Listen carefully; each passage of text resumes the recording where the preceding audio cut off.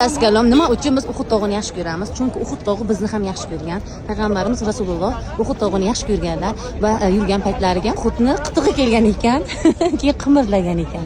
Shunda payg'ambarimiz sokin bo'l deb, ey Uhud, sokin bo'l degan ekanlar.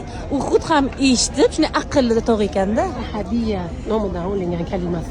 Gaplar. Ha, bu tomon qabriston, ha. Sizlarga ko'rsataman, senyoritalarim. Shahidlar qo'yiladi. Uhud qabristoni. Shunaqa bo'ladi. Amin. Sizdan zo'r ilik bo'sh chiqadi, opajon. Noto'g'ri ish qilishlikning oqibati xato ekanligi ham mana shundan biz uchun bir ibrat.